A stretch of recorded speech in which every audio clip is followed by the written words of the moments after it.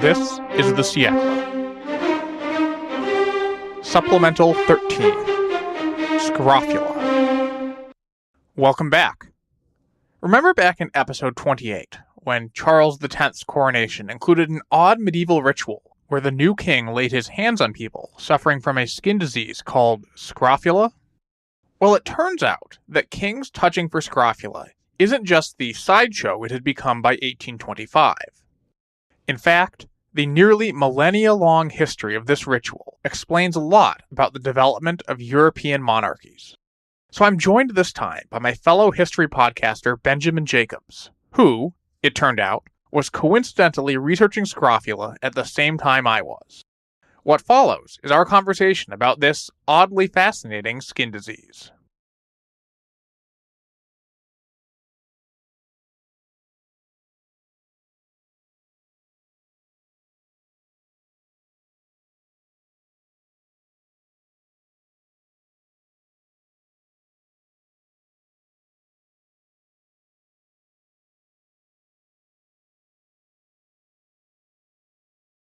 Greetings, my name is Benjamin Jacobs, notoriously the host of Wittenberg to Westphalia, the Wars of the Reformation.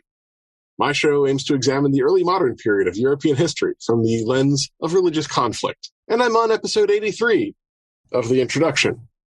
With me today is David Montgomery, widely renowned as the host of the Siècle, a show that covers the years from 1814 to 1914 in French history, a period of endless fascination. David, welcome. Ben, welcome to the Siècle. Thank you very much. I'm happy to be here. Today we are going to be discussing a topic that is a perennial favorite of kids of all ages, the horrible skin condition known as scrofula. David and I happened to be discussing scrofula on a Discord one pleasant fall evening, as you do, and we realized that we were both reading up on it for our various shows. Obviously, this meant that we absolutely had to do a crossover episode to discuss our favorite medieval skin condition specifically and nothing else. And so here we are. David, let me kick us off by asking, what is a scrofula? So first of all, scrofula is something you should absolutely not Google. Just take our word on this one. Don't type scrofula into Google. You will not like the pictures that come back up. So more technically, scrofula is the name for a disease that's caused by the tuberculosis bacteria. It's disfiguring, not usually fatal. It leads to swollen lymph nodes, skin lesions, affects the neck and the face. It creates a horrifying appearance and, if some sources are believed, a terrible smell. Always great. Yeah. Scrofula is also noted for being a disease that features flare-ups and remissions. It's not constant. It comes and goes. This is important because the symptoms can sometimes just go away for a while. And this ties into the most interesting fact about scrofula. For centuries during the Middle Ages, it was widely believed that there was only one surefire cure for scrofula, the touch of a king. Ben, the medieval and early modern period is your era of specialty. How did this connection between the royal touch and scrofula get started? Honestly, we don't really know. As with many things in this period, it's sort of obscure, and there's a bunch of different reasons for that. Let me start us off with the early evidence. And I should say, actually, that the royal touch took place in only two places in Europe. It was specific to France and England. A couple people tried to do it in other places, and it never caught on. So we have this interesting phenomenon of the royal touch only happening in France and England, two monarchies that you will note have a long history together, let's say, in the Middle Ages. The only two countries that matter, I should point out. Yeah. Let's start with the basic evidence we have. And I'm going to summarize a lot here, but essentially Philip I, who reigned 1060 to 1108, is the first king we have on record as doing a healing. Now, a thing about Philip is that he was a notoriously cynical king and sort of power operator in his period, and he's described as losing the ability to heal by Guibert. So we can probably assume that the practice predated him by some length of time. Basically, Guibert is saying, good kings are able to heal people. Philip had it and then lost it because he was such a jerk. Now, Philip was only the third king in the Capetian line, so there's no record of the Carolingians, which is the previous dynasty, touching for scrofula, and if you go much before that, you don't really have France at all. Or evidence. Yeah, or written evidence at all. So the practice can probably be dated to sometime between 987 and 1060. That said, there is plenty of evidence of folk stories of earlier monarchs doing healings of more general kinds. Particularly holy kings in the Carolingian and Merovingian dynasties were supposedly able to heal sick people by touching them or doing things. And then you can get back into like real folk stories in terms of the people who, came in before Christianity, who had all sorts of powers and connections to the divine. So particularly after the Merovingians converted to Christianity, you got a lot of these stories just kind of banging around. Okay, in terms of the English side, the rite in England started after it happened in France. That's pretty clear. And so it's undoubtedly an imitation of the French rite. That said, just because a king says something is real doesn't mean everyone's going to agree. The first king in England for whom we have documentary evidence is Henri II, who ruled 1154 to 1189, and who listeners to my show will know is a favorite of mine due to his being a terrible slime ball with no morals who killed his way to the throne. Even since you have a type. Yeah, I do. He was also, it's like, I don't like out-and-out evil kings. I like people who are just kind of slimy. Slimy but effective. Yes. And definitely, and that's the flip side of Henry, is he was very effective. He really codified the English common law system as we now understand it. And that's not unrelated to the fact that he was the kind of person who could come into a situation and convince everybody that he was healing them. So he's basically just the second king of England after its conquest, the second stable one. His older brothers were just involved in a huge scrum, and those were the only kings between him and William the Conqueror. So, he basically just waltzed into this situation where his father was an avowed usurper and just sort of declared himself king and then just started healing people, or at least writing about it. So we can probably date the start of the rite in England to somewhere between the conquest in 1066 to the death of Henry in 1189. And personally, I think Henry is exactly the kind of person to just wake up one day and say, hey guys, guess what? I can heal the sick. Anyone who disagrees can come join me in a game of defenestration. The fact that he was also a smooth political operator and is described as personally charming while also having a very long reign that he used to consolidate the institutions of the new dynasty probably helped him take the healing rite from a cynical imitation of the French monarchy to something people all over Europe genuinely took seriously. We're going to get to the how in a little bit, but just really quick, there was actually some competition in the Scrofula healing game. The seventh sons were individuals who were supposedly the seventh male born to the same mother without interruption by a daughter. This very rare turn of events was associated with magical properties, possibly as part of a much older folk belief in sort of northern France, but the origins are completely lost to time. Nonetheless, they came to be seen as itinerant healers generally and Scrofula specialists in particular. In England, such individuals were imprisoned by the authorities as obvious frauds since everyone knew only kings could cure scrofula. In France, this competition was tolerated. This may be evidence of similar beliefs coming to be in parallel. Another example, again in France, was the shrine of Saint Marcoul in Corbeny. I think I'm pronouncing those words right. No one ever really knows. Yeah. And that shrine is also renowned as a place to go for a cure to scrofula. No one really knows why. The saint's myth, such as it is, has nothing to do with scrofula, and it's fairly bare bones to begin with. Nonetheless, the monarchy tolerated this folk belief and eventually actually incorporated it into their own. So at a certain point, the kings of France, as part of their coronation rituals, started traveling to the shrine and getting the blessing of the saint as part of the various things that they did in becoming kings. So how did this whole thing start, based on what we know?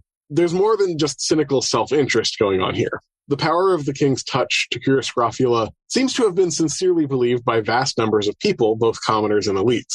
Things that we need to mention here are human psychology, notably the placebo effect and what it has to do with medicine. So just to say, the placebo effect is real. It can be very strong. And it's just, if you believe something is true, there's a significant portion of the time that it will actually improve the situation. And debate continues as to why. I keep strongly believing that my podcast is good, and hopefully that will help. There you go.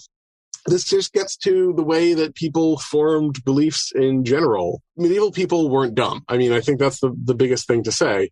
But the most basic thing that led people to have this belief is that if you're going into a situation where you think someone is going to be able to heal you, and you have a disease that in reality just comes and goes, and you get what seems like a magical cure, and then it goes away, you're going to attribute that to whatever happened, whether or not that it was a causal effect or not.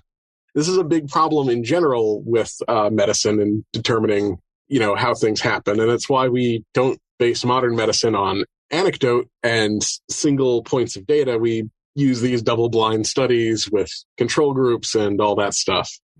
It's very easy for someone to be confused in situations like this. And it's behind a whole lot of folk medical beliefs, some of which are useful and some of which aren't. In this case, I think we can all agree here that aren't is more the correct situation according to modern medicine. Well, let's reserve judgment until the end of the episode. We don't want people just leaving now. Sure, sorry. keep guessing.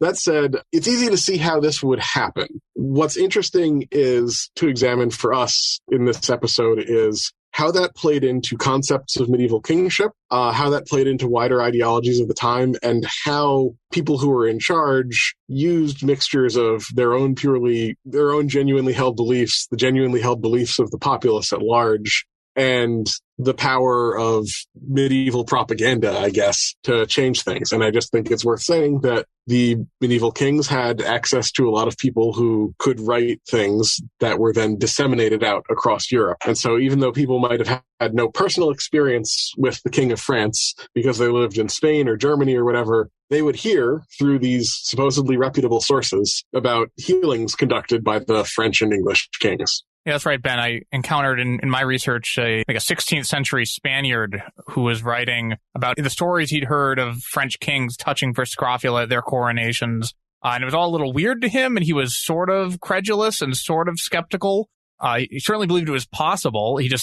He hadn't seen anyone for sure get healed, but the fact that someone might have been healed was definitely something that was possible. On that note, in your most recent episode, you talked about how belief in Scrofula and the king's touch was rooted in broader beliefs about what it meant to be king. So could you tell us a little bit about that? Sure. So rulers across history have often portrayed themselves as, in some way, partly or wholly divine, from ancient period up until the beginnings of the modern period. European Middle Ages were no exception. Back in the 11th century, there was a fairly widespread conception that a king was a person endowed with at least some sort of spiritual quality. There's a Norman author writing around the year 1100 who argued that a king was, quote, a twin person. Quote, "The power of the king is the power of God. This power, namely God's by nature, and the king's by grace. Hence the king, too, is God and Christ, but by grace. And whatsoever he does not simply as a man, but as one who has become God and Christ." So you've got this belief that, or at least this propaganda that some people close to kings are trying to spread, which I'm sure was shared in some degree by a lot of people, that there's some sort of mystical, spiritual, divine quality to kings. I should note that this argument in the 11th century, around the year 1100, this is exactly the time that you mentioned that these first occurrences of touching for Scrofula by kings were starting to appear. And I'm not sure if that's a coincidence. Maybe it is. But you should also note this anonymous Norman author attributed this transformation to a side effect of the king's anointment or consecration. It wasn't just holding political power that did it. It was the divine coronation consecration that gave the king this ability, this godlike power. So that was sort of the early medieval period. But by the time we get to the early modern period, this argument about this divine aspect of kingship has solidified, at least in England and France, into this idea of the king's two bodies. There's a famous book by Ernst Kantorowicz by that name that sort of lays this out, the sort of political theology of the medieval period. The basic idea is that the king's physical body is mortal. It can die. Obviously, like everyone has seen kings die. No one would argue that kings are actually immortal. But the key part is that the king has a second spiritual body that's immortal. And that spiritual body simply passed on to the next king's mortal body when the prior king died. So this idea of the king's two bodies reinforced the idea that there was something mystical or spiritual about kings. And if you buy that there is something mystical or spiritual, the idea that the king had a healing hand is pretty plausible. That said, Ben, you were talking about how this whole general idea of kings with divine powers pretty quickly became surrounded by a lot of bureaucracy. Of course. Now, anytime you have any kind of act that is deriving power, of course the bureaucracy gets involved, especially in this area and time. So in both England and France, rituals grew up around the king's touch that became elaborate. Initially, it was all on a first-come, first-served basis. Literary evidence describes people taking random opportunities to ask the king for the touch, up to and including when the king passed them on the road. Eventually, as the word of the touch spread far and wide, and as the governments of these incipient monarchies became more formal, this became inconvenient. At the same time, the stories of the king's touch had become an important part of discussions between monarchs and the church about who held legitimacy. This whole thing about the king having spiritual power and immortal significance was sort of important in debates between kings and the papacy. So this became very important to sort of the monarchy's justification for its own existence, arguments about which monarchs were better than other monarchs, and also internal political arguments between the different forces that ruled things in Europe. Obviously, if it was this important, this needed to be regulated and documented and everything. That said, this is also a time period where administrations are pretty scanty, but also when rules of hospitality were taken very seriously. Which is to say, if someone comes and knocks on your door and asks you for help in this time period, you're supposed to, murder them all in their beds after they get them drunk. As the host of the house, there's a code of hospitality that you're supposed to follow. And of course, writ large, the king is the host of a very large house called a palace. And if people rock up and start knocking on his door, there's certain codes that he's supposed to follow. And then one final thing to just say is that as time went on and touching for scrofula in particular was seen as the thing, it became important for the kings to be able to hand wave away times when the healing didn't work. So it became very important to be very clear that it was scrofula that the king healed, just scrofula. So when pilgrims arrived to be helped by the king, they would be examined by a court doctor. And if they indeed were considered to have scrofula, just scrofula and not anything else, they would be put up by the court until the next major scheduled healing event. These healing events would happen at major high holiday services and things like that, Easter, Christmas, those kinds of things. 4 to 6 times a year, depending on, which reign you were talking about and when and where and which monarch you were talking to. In the meantime, they would be put up in the palace because with the vagaries of travel in the Middle Ages, you never knew when you were going to show up in relation to these big events. So they would be put up in a clean room and given hot meals, which of course had no impact at all on the king's ability to heal for scrofula, giving a bunch of starving peasants hot meals, Anyway, the rituals, as you would expect, developed to make the event of being touched by the king seem more potent.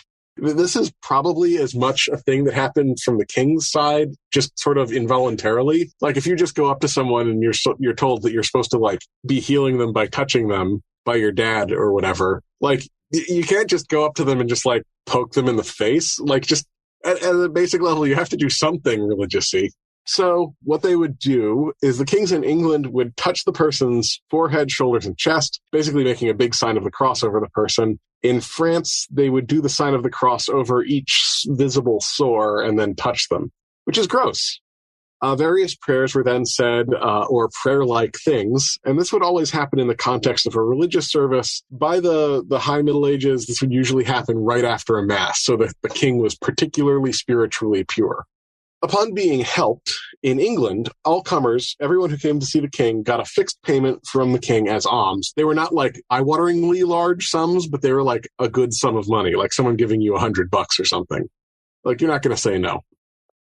In France, those who had traveled a particularly long distance would be given a monetary gift to help them get home.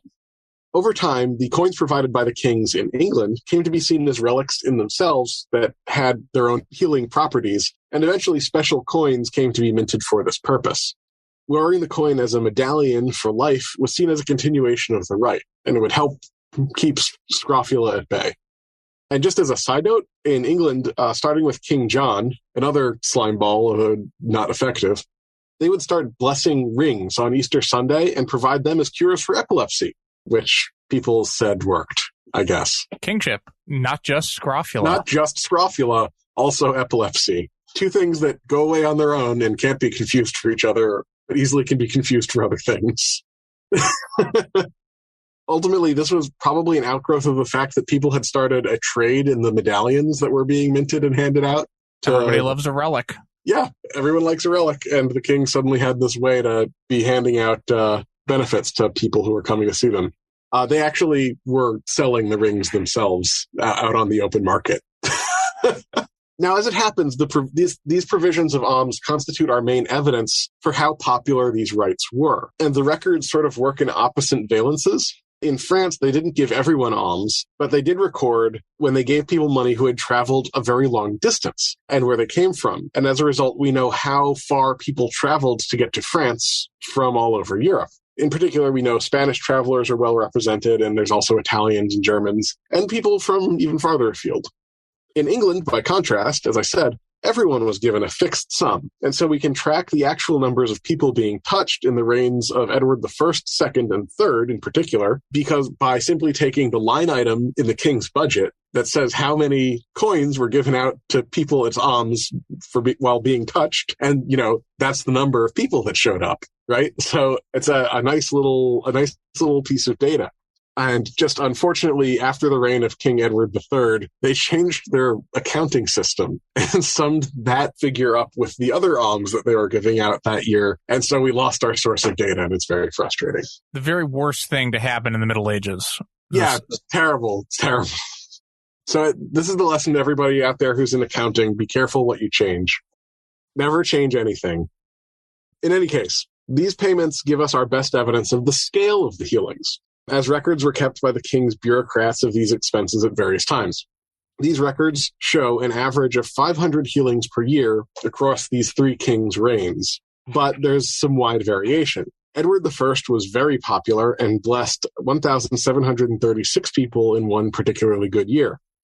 In one particularly bad year, Edward III only blessed 136 people.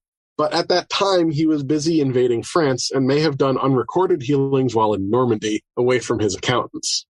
We can say that Edward II, who was not particularly popular, he didn't go on any real adventures, and we see some real fluctuations in his healing rates based on how his reign was going. Did it mean more people would come to get healed by him when he was popular or things were going well? Yes. In general, what we can say is, given that not a lot of people had the money for travel and that scrofula isn't super common anyway, we can say that the healings were pretty popular in the High Middle Ages, and the idea that they were effective definitely traveled around Europe. The reputation of the king had some impact on the number of people who wanted to be healed by him, but so did things like the king's travel itinerary. All in all, this was a popular practice that had real belief amongst the population of Europe in general, not just in France and England, although particularly in France and England. David, how did this situation come to an end in the early modern period if it was so popular in the Middle Ages? It's a complex situation. There were intellectual challenges to this divine model of kingship that also go back to the Middle Ages. Dante in the 14th century had put forth a sort of more humanistic model of kingship, which sort of in certain ways undermined this divine model that was the intellectual underpinning for the king's touch. The Reformation didn't end the king's touch. Protestant rulers of England kept touching for scrofula, but it did indirectly undermine it. French and Spanish Catholic writers suggested that the heretical English kings had lost their ability to touch for scrofula, standard propaganda against your evil enemy. But one scholar notes that once you accept the idea that some touching for scrofula is fake, it's not that big a leap to the idea that maybe all of it is. That's yet another sort of hole in the wall there. The next big thing that happened in England was a revolution. Catholic King James II was driven into exile. He was replaced by William of Orange, who was Dutch. And in the Netherlands, they didn't touch for scrofula. And he came in and he had no interest in taking up this weird English tradition. I thought it was superstition, didn't bother doing it. Came back a little bit briefly under Queen Anne in the early 1700s. It seems like many people still believed in it. People still showed up for Queen Anne even after this had stopped for a while. But then they brought in some German kings, the Georges from Hanover, and they just sort of stopped doing it. again, because touching for scrofula was not a huge thing in Germany. It is interesting to note as an aside that James and his heirs, after being driven into exile, continued to touch for scrofula from their exile in France and other places in Europe, long after the kings in England itself had actually stopped doing it. Yeah, and I actually read a really interesting thing that, like, people who were actually loyal supporters of the Hanoverians would sometimes just, like, they'd get scrofula and they'd, like, secretly nip over to the Netherlands to get touched on the down low. Like, people still really believe this stuff. Yeah, sure. You politically support the House of Hanover, but you'll do what it takes to get your cure. French kings continued to touch for scrofula, especially as important as part of the coronation. I don't know if it had become only the coronations in 18th century French kings, but that certainly is the emphasis of the big period for touching for scrofula was when a new king was crowned. We know that at his coronation in 1774, King Louis XVI touched some 1,200 sufferers who all showed up. But at the same time, over the course of the 18th century in France, you had the Enlightenment, this sort of spread of new ideas, emphasis on rationality as opposed to superstition, attacks on the church. And this was also sort of chipping away at the intellectual underpinnings of touching for scrofula. And after that had been slowly building for a long time, 1789 comes around with a little thing we like to call the French Revolution. Louis XVI gets his head chopped off. And it's really important here. This is not just the execution of the king's physical body, but in a really important sort of philosophical, theological sense, this is the execution of the king's spiritual body, too. If you read what French royalists, committed Catholics wrote about this execution, about Louis XVI, about monarchy in the decades that followed the French Revolution, there's this real sense that this was not just a political crime where they'd executed a leader, a valid leader, but this was a sin against God. There had been God's anointed leader on earth had been killed, and the country needed to repent, to atone. The revolution had sort of worked to transfer this idea of sacredness from the king's divine body, the person of the king, to the secular idea of the nation. Napoleon, of course, eventually crowned himself as emperor, but this was a very different kind of monarchy that he brought in, much more modern, influenced by the Enlightenment ideas. Napoleon didn't touch for scrofula at his coronation, and he was always much more about the idea of the nation.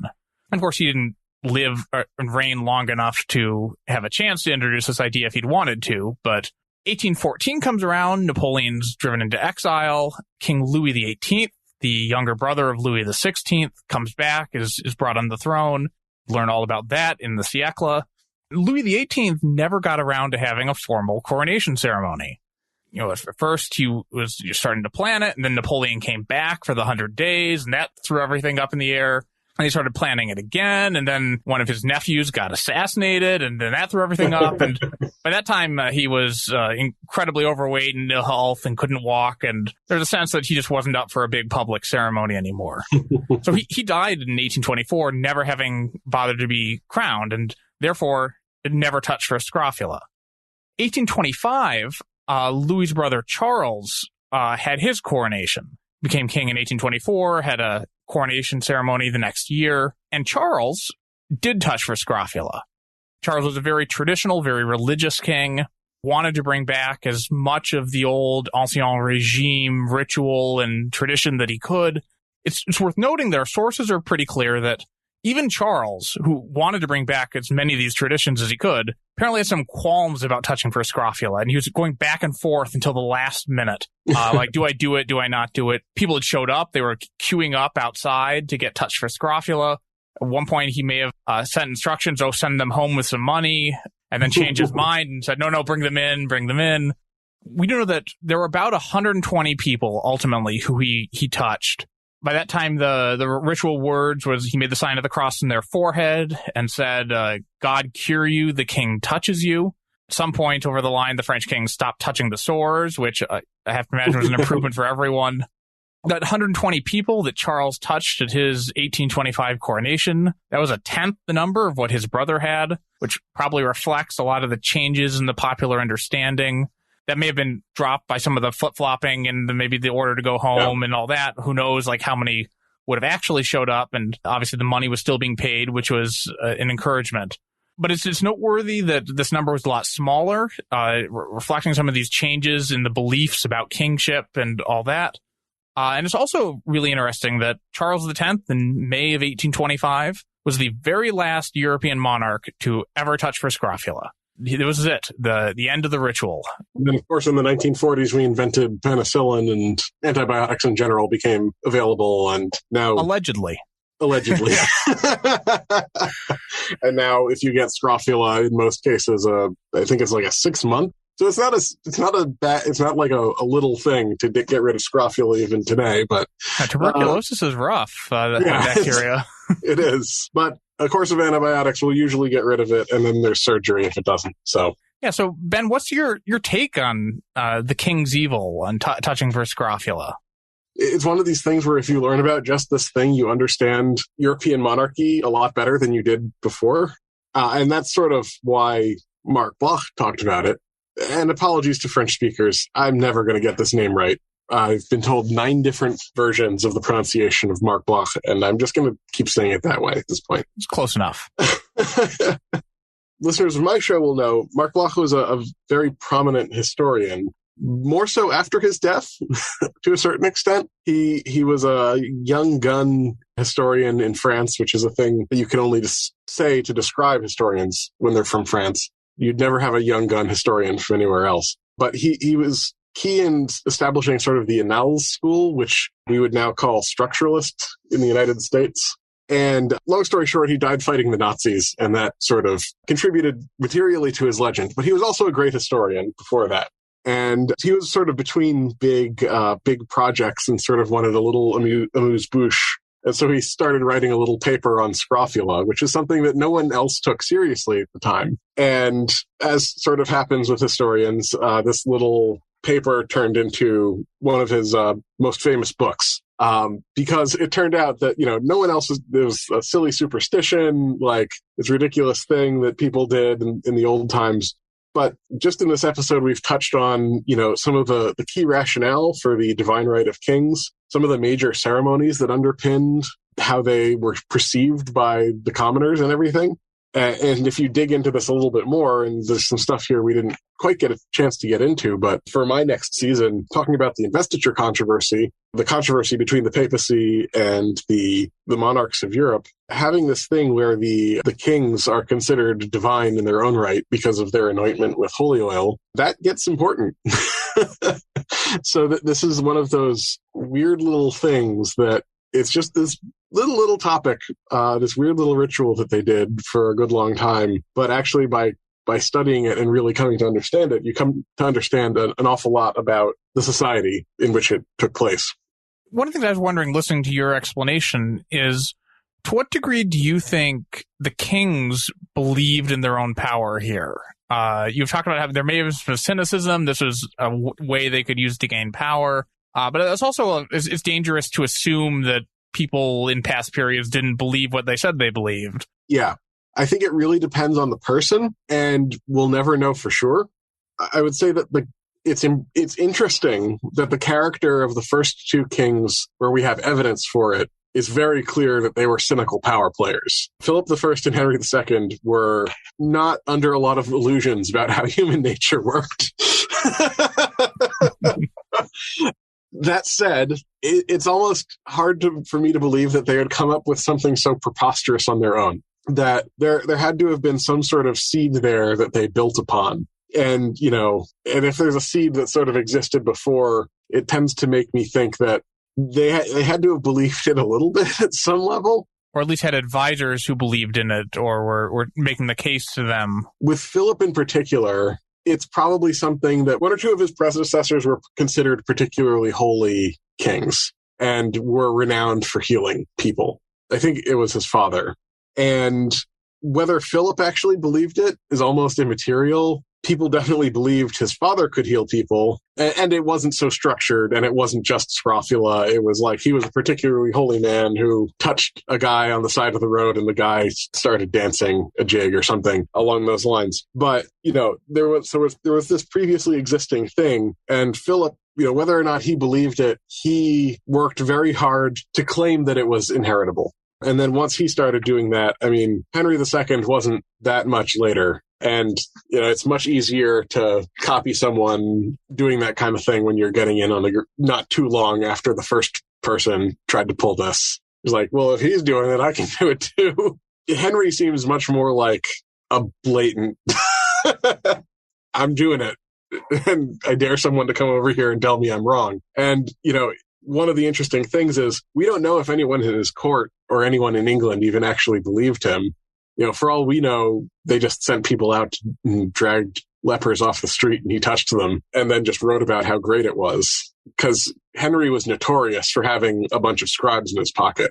With Charles X, I don't know the degree to which he actually believed that he could cure the scrofula, but he certainly knew that the people believed he could and that it was important to them that they get this touch for the king. And that was important to Charles. He might have seen this as just a responsibility that he had, a duty. He also took this seriously. He believed in that he was God's chosen ruler, and so it's hard to tell how actually serious he believed it and how much it was just he knew that other believed it and didn't want to let them down. I know it's pretty clear to me that most of the medieval kings believed it.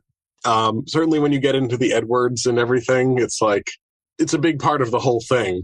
They've got no reason at that point, they've got a century between them and when this whole thing started. And at that point, it's just common wisdom. Everyone knows that it works. Obviously, we could talk for another hour about this question I'm about to ask you, but just encourage you to keep this brief for our listeners' sake, if no one else. But what in other countries, in Germany and Italy and Spain, were there these similar conceptions of the divineness of kings? And was royal healing in some way a thing there, even if scrofula itself wasn't? There were a couple attempts made in Germany by, one or two of the princes or one or two of the Holy Roman emperors to try and get a scrofula healing thing going, and it did not take. In Spain, too, there was one king, at least, who tried to do a healing thing. That said, it never took off in those places the way it did in France and England, but that isn't to say that there wasn't a feeling that there was a divine right of kings. There very much was, and it just manifested in different ways. It was totally easy for people to believe. People just were like, oh, my king is Pedro el Cruel, and he's not one of the ones who can heal people. That doesn't mean he's a bad king. He's my king, but if I want to go get cured for scrofula, I need to just pop over to France. That's where you get the scrofula cure. It was like there's a pharmacy that just had some different stuff in it over in France. It was just people were just like, that's a unique part of their bloodline. That's just what it does. I will say that when the French kings tried to take over Italy, they ran into some serious pushback, and that was probably one of the places where they first started to get the pushback. It sounds like, what are you trying to do? You want to touch me? Or it's like, everyone was just like, yeah, no, that doesn't sound like it makes sense at all. And it's sort of a mixed bag, because you got some people who definitely traveled from Italy to France to be healed. But at the same time, when these, foreign occupier kings rocked in with an army with artillery for the first time and started saying that all the scrofula people should line up and get healed, there was a lot of silence. I guess there was a lot of incredulity amongst the educated classes in Italy. I find that interesting, Italy in particular, because medieval Italy had both longstanding traditions of self-rule, republican rule in a lot of cities, and also, of course, the very real presence of the Pope, who had their own claim to be the conduit for God on earth. I have to imagine that one or both of those may have played a role in the very different reception of the Italians to this idea of royal healing that compared to the French or the English. Along with just the straight-up hostility to a foreign occupier. Yeah, sure. As we've seen, it's much easier to dismiss scrofula happening somewhere else than back home. Or even, I would even say it's much easier to accept that the French kings over there can cure Scrofula, but when those kings rock over here with their army and start telling us all what to do and then are making extravagant claims about healing people by touching them, it's a lot easier to find your skepticism when you're already like loading your gun. So that's a particularly interesting case. And it led to a lot of the the first round of intellectual arguments against, the very early intellectual arguments against the King's Touch with Dante and the people sort of in that generation, because that's around when it was happening, a little bit after. All right, well, Ben, can't say it's been a pleasant topic, but it's been a very pleasant discussion. I don't know what you're talking about. Yeah, thank you so much for welcoming me onto your show, coming on to the Siècle. Yes, pleasure. Ben, why don't you just tell my listeners a little bit about your show for those who haven't checked it out, and then I'll tell your listeners about the Siècle.